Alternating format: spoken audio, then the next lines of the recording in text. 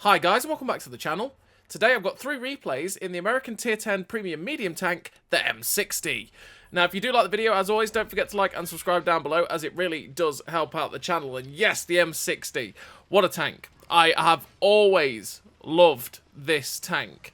It's kind of the quicker version of the M48A5, but with less armour. That was pretty much the way I've always looked at it. In terms of the base gun stats, the gun stats of this tank have always been better than the M48, but it wasn't nowhere near as good as shooting on the move as the M48 was, but it had the speed at 60 kilometers an hour, and then obviously it lost some of the armour that the M48 has in of itself.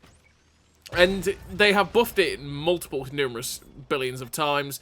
It's got fantastic DPM, it's got fantastic gun handling, it's got fantastic penetration, it's got great mobility. The only thing it truly lacks is guaranteed armour, and by that I mean it's not guaranteed to bounce stuff off the front of its turret, or its upper plate, or its lower plate, but it's got angles that can ricochet shots, but it's not something that you should truly rely on. It's not one that you go hull down and go, haha, you can't pen me, because they probably will. And they will love your cupola as well. Your cupola is massive, it's quite easy to hit, you know, it's all that good stuff.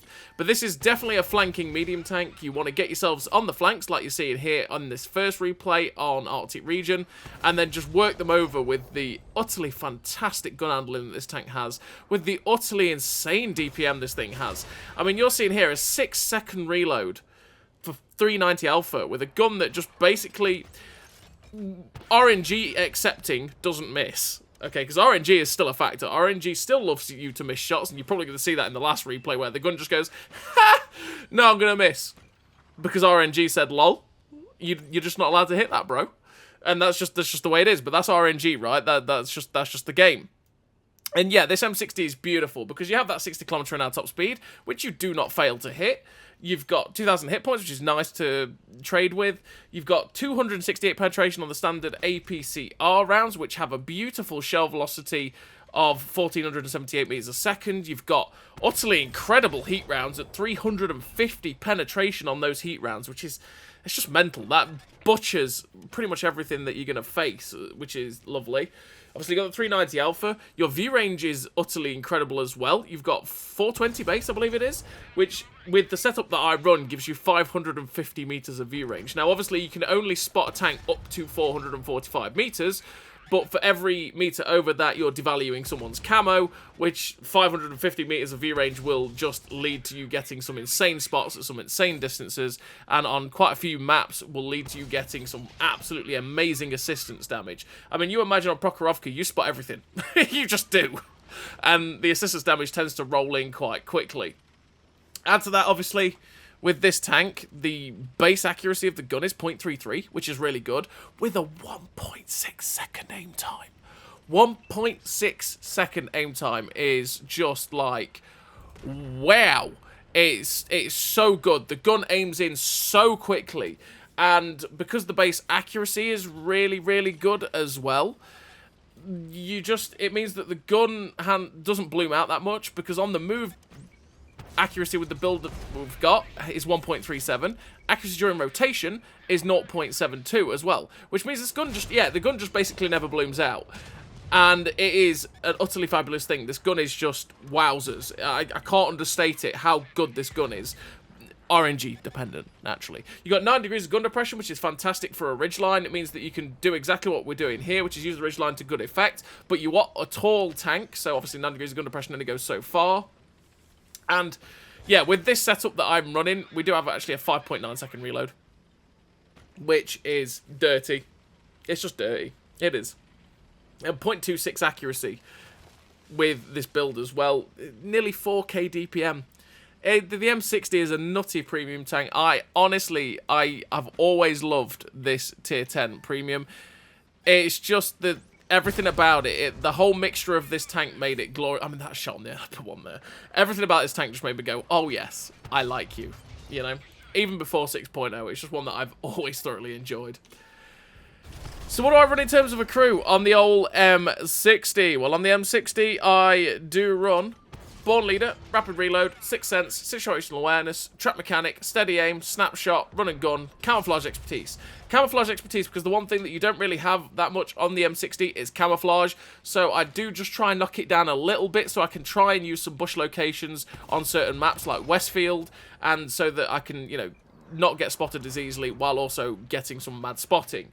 And then all the gun perks, because I don't run gun stabilizer, so I make everything about the gun as good as possible without having to run the gun stabilizer so that I can take other equipment, and then the other perks are generally what you're going to take on most vehicles.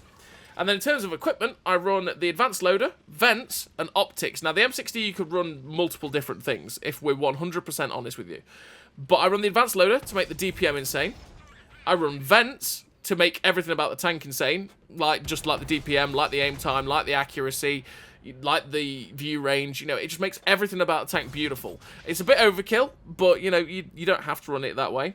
And optics to be able to spot for myself. Again, to be fair, you could probably run vents and drop optics and you still have a crazy, crazy view range.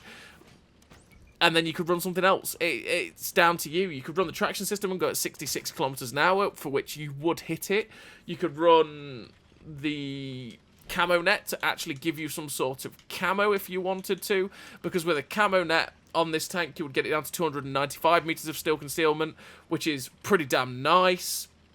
And even with that, you'd still have 500 meters view range, which is insane if you kept the vents. Like, there is so many different options with this tank that you could run. It is completely down to you and how you feel comfortable playing it. Or you could run the advanced reload as well to make sure that, well, to be able to switch between whatever ammunition choice that you want. It's down to you and how you feel confident playing the tank. So this first game, we are on Arctic region. We've managed to get 5.7k damage with 3 kills. And currently there is only 2 tanks left. There is the artillery, which we're expecting to be somewhere in this corner at a 0. And there's that Motherland, which has just got spotted over there. We've loaded HE for the artillery, and naturally the Motherland gets spotted upright, which is very, very typical. Which we're not going to kill with this HE round, unless it gets put onto really low HP. So we're just going to go try and find the artillery, which we've seen fire, which means that we know for a fact that that artillery is somewhere in this corner.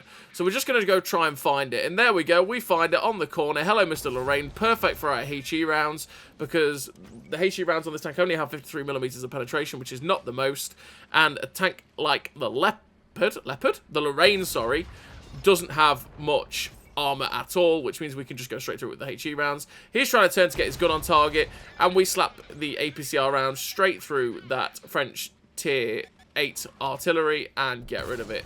We go for the shot onto the Motherland, and of course we managed to find the one spot on the Motherland where we were going to ricochet, which is the extreme angle on the upper plate. And we're just going to keep using our good mobility to close the distance to get as close as we can to this Motherland to try and shut him down before this AVRE gets there. We want that kill. We want it. It's ours. It was denied to us by RNG. Please give me the kill. So we get over the top. RBRT. And I was saying the gun is fantastic. Of course, we just miss on the Motherland. It gives him a free shot, but he was always ours to kill, and we shut down the Motherland there with the shot. And we finish with the victory. 5 kills, nearly 7,000 damage, 443 assistance. The Ace Tanker, the Confederate, the High Caliber, with 1,707 base XP. Pretty damn nice game there for the M60 on Arctic region. Again, kind of showed what it's all about. Get yourselves into that flanking position where you can just start farming, and you will have a wonderful time with this gun because of just how fast the damage racks up. And then when you need to change position, you can use the great mobility of the M60 to get out of dodge. And we're on to the second replay. And the second replay, we're on this map, which is Airfield. And on Airfield, what I'm probably thinking about doing is going to E5. Because from E5, I can sit up on that ledge, try and shoot towards their base, see if anyone's camping that way. You can actually get shots at people that cross the 8 line doing that as well, because some people do that. It's not the best thing to do, because they will get spotted and they will get shot at. But they do it. And with an M60 having such good view range and stuff like that, you will spot them within that 445 meters view range, and you will be able to get the free shots. And if anyone's in the middle as well, along the GH6, they will shoot them too. So we get a nice RBRT there into the Falcon T92, who clearly just did not want to be in this game. And here we go. We've got 3 shots. We see the STRV-1030. We get a shot straight through his side. Unfortunately, he gets unspotted, but we have a free shot into the mouse chin, which we get a shot into the side. And this is where I'm talking about. From this position, we can get shots into the people that get spotted over there. Oh, low rolls. We should have killed that STRV-1030 there, but RNG had other plans. We get another shot through the T62A, but there's a Rheinmetall Panzerwagen behind us, which we can't let live.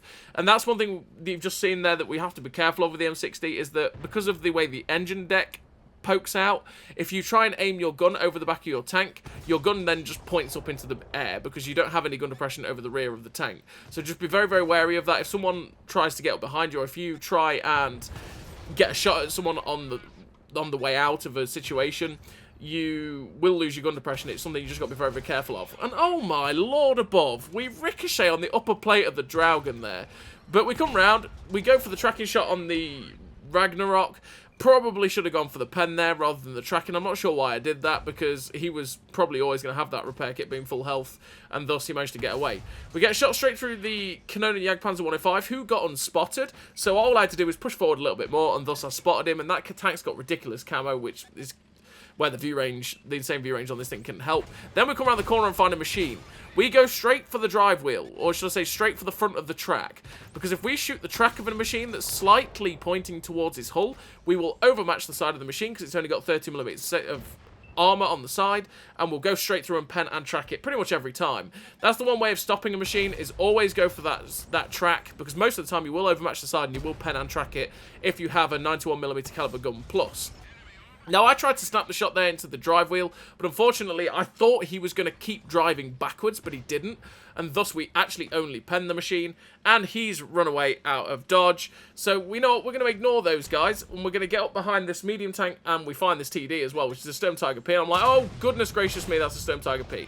What my plan was to go and get up behind the medium tank at C7, but I didn't realise that this Sturm Tiger P was still here, and I was like, oh boy. And we got very, very lucky that he did not get a shot at us. We're just waiting for the DPM, or should I say the reload, to come in, and we finish off the Sturm Tiger P. Now we're going for shots into the back of the T95E6, which is what we were going for in the first place, and he gets shut down. Now, there's only 5 tanks left on the enemy team. There's a medium tank round this corner somewhere, so we're just going to use our ability to get round, see if we can see where he is. He's round the corner there on the other side of the hill, so rather than chasing round this ridge, we're actually going to go up, because we might be able to catch a glance at him before he runs away, which we do. We get a nice shot snapped in on the move as we go over, and there goes the Leopard 1. We go off that small ledge, and we cost ourselves like 1,000 hit points, because of course we did. Great driving, me. I could have just slid off the ridgeline a little bit to the left, but hey-ho. We get an RBRT shot into the Tiger 2, and that puts us on to 6.3k damage. And we're just chasing in with this Batchat now, who is putting shots into the Tiger 2. We get up alongside him, get the shot through his side, and we're just going to keep moving, because he's already fired, which means he's not going to get another shot into us, and our friends are all around him, so they shot him down. That puts us on to 6.7k damage, and we're now getting up behind the Moistion and the Rheinmetall Panzerwagen. There's the Panzerwagen. Oh no, my lord, RNG. You could have just let me kill it. We can't quite get the shot to finish off the Panzerwagen, but we get a shot into the side of the Moistion, and he ricocheted off our turret front. Like I say, we don't have the best turret armor in the universe. It's not always going to ricochet and bounce something, which is not something you should rely on. But it can. And that's the thing, because of angles, it can. So we're going for the shot to finish off the Panzerwagen, and of course the shot flies above him. And we don't get the kill on that tier 10 German light tank, but we do finish the game with the epic victory. 1 kill, nearly 8,000 damage, 246 assistance, the first class, the high caliber, the Confederate, nearly 1,500 base XP. A pretty good game there for the M60. Wasn't an ace tank, probably because we didn't really get many kills, so thus we didn't get much of base XP. But still a pretty damn nice game, getting 8,000 damage in the tier 10 American medium tank. So we're on to the third and final replay of this video, and we are on El Alamein. And on El Alamein, what we're going to do is we're going to push to J4, which is kind of risky, because if anyone decides to go sit at G5, they will, if they get there quick enough, spot us on the cross, which is obviously not a good time, because that's where a lot of people will lose a lot of hit points, especially the slower tanks. If they make this cross to try and get to these ridgelines over here, it's not going to go too well, because if, say, I was in the M60 and I went over to that ridge over there at G5, or F5, I would end up spotting everyone making this cross. I'd get probably quite a nice little decent amount of assistance, and I'd get some good damage out myself. So we've pushed over to this little ridge. We've got over, we try and get a shot snapped into this T100LT, but unfortunately it misses. We're going to make sure though that this second one hits, which flies true, and it's honestly, I do love the feel of this gun. It's just, it is a great time. We get another shot into the T100LT there, who gets shut down by the SDLV-103B. So what we're going to do is try and poke around and see if we can find another shot into that light tank, the Panzerwagen, which we actually do. We get a nice RBRT into that guy who was sat on the ridgeline, and we're just going to sit and wait to see if he decides to poke out. But I'm detected, and I'm thinking, you know what? I'm not feeling the risk. I'm not feeling the risk of getting slapped by something big. So you know what? We're going to pull over it and see if we can find shots at anything over this way. So we see there's a light tank in the middle who's getting pushed by the MXM451. So we get a nice shot into the side of that guy, and we're just going to keep trying to put as many shots down range towards these guys as possible. We get a nice shot that damages his ammo rack, which he repairs. We get another shot towards the side of that M451, but unfortunately it ricochets. We look at the shot towards the 257's upper plate, but unfortunately that ricochets because of that angle. I was feeling like I could pen it, but actually I say ricochets. That didn't ricochet. That actually just did track damage. We get a nice shot to the side of the Jagdpanzer E100. I was kind of hoping to possibly track it, but what I should do is actually go for the tracks there so that we track it with his behind pointing to our whole team. And therefore, we probably would have got a lot of tracking assist, but hey-ho. We go for the shot into the upper plate of the C57. Doesn't quite happen. What we're going to do now is go for the shot into the cupola of the MXM451. And that's where this gun is utterly beautiful, because that was such a slim shot on that MXM451, and the shot flew true straight into the cupola and shut that guy down. And this is where I'm saying this gun is like the most beautiful thing in the universe. It just hits so many beautiful shots. But at the same time, RNG does decide, you know what, no, I'm not feeling that. You're going to miss all your shots now. So we've hit that shot, right? And we are going to miss some silly shots in this game as well, which you kind of just sit there going, how did that miss? But we hit the cupola of that AMXM454, right? It's going to be one of those types of things. So we get a shot through the Ruthless snapped in before he manages to get the shot into us. And we pull back onto this ridgeline, just looking for a shot onto the 50B, which we can't quite find. Now we're unspotted. I'm thinking, right, what do I want to do? Do I want to try and get some shots into the Ruthless? Try and find those light tanks that are on ridge, maybe, to get a shot, which we see the C54 lightweight. This position is starting to outlive its usefulness. I'm waiting for the 50B to give us a shot, but he's not giving it to us. We get spotted the moment we poke out, trying to get a shot at, well, trying to see if we can find a shot at anyone. Ricochet off the upper plate of the Jagdpanzer E100. And yeah, we're at this point now where a position is good, right? You've seen us use this position to good effect. We've managed to get 3.2k damage, 547 assistance. But there comes a time where you've got to move, because that position is getting to a point where I'm just getting spotted, I'm being looked at, I'm not being able to do anything whatsoever in that position. We have to move on. We have to go change what we're doing and try and affect the game in a different place. So this Ruthless at the minute is stopping our team from progressing from H2. So what we need to do is try and get up behind him and thus put some shots into his rear. So we get a nice shot into the back end, which tracks him in place.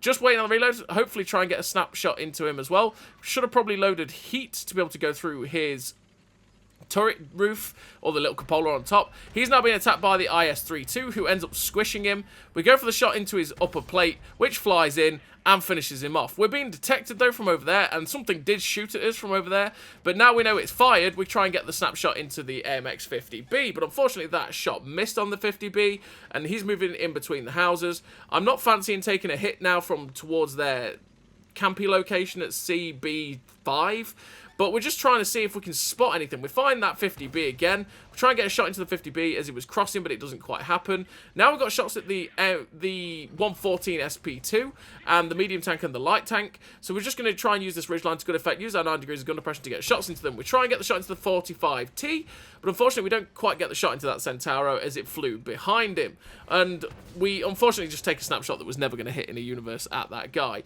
Whatever was over there actually ended up missing us, so we're going to go for the slim shot into the 114 SP2 once again.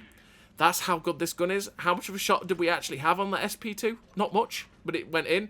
Now look for the kill shot on the SP2, and we get it. Our ammo rack gets damaged when we got shot by the light tank, which is something you got to be careful of in the M60, is that your ammo rack does go quite often, so be very, very careful of that. That if you've reused a repair kit, be careful when you're getting shot, because it's more than likely your ammo rack will get blown. So, I was thinking of charging over to the ridgeline in front of me at F5 so that I could spot the tanks over there. But just as we started moving out, it's like, oh, hello, Mr. Highlander. We're trying to get the shot into the Highlander. Can't quite get it. We do get a nice shot into the 50B, though, who drives out. Maybe we'll get a second shot to the 50B, but he actually gets shut down by the E100. And so now comes the time to move forward. But I was thinking, okay, I'm going to move up to try and get close to that Highlander. But the Yag Tiger, sorry, the bigger brother, gets spotted.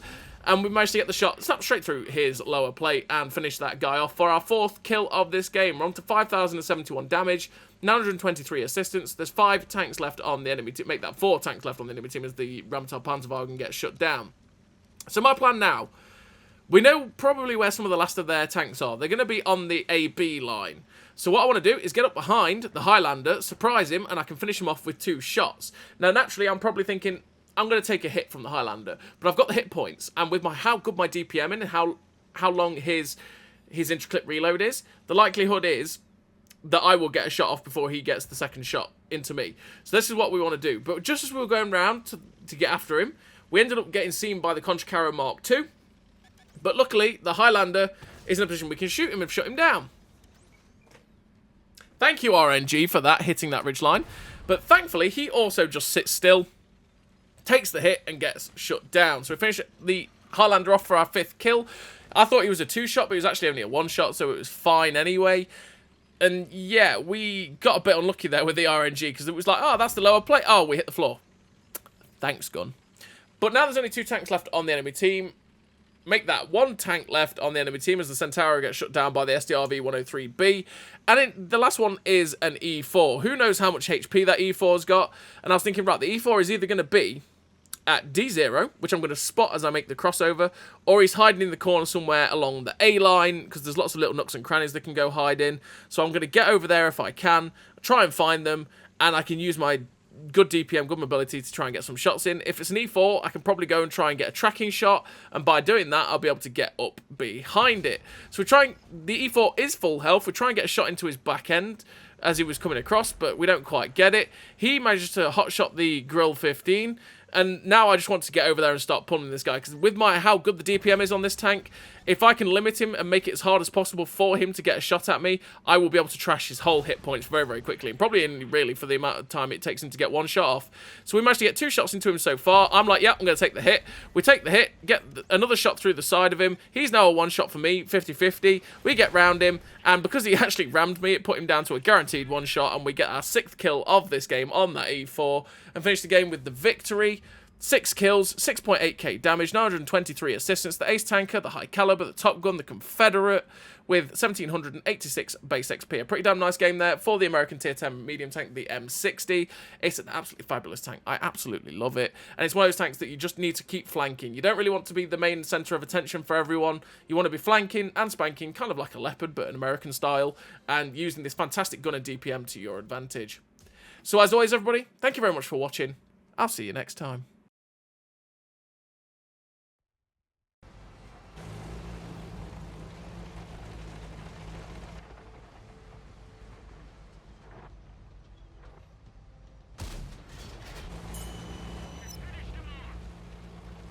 A great success!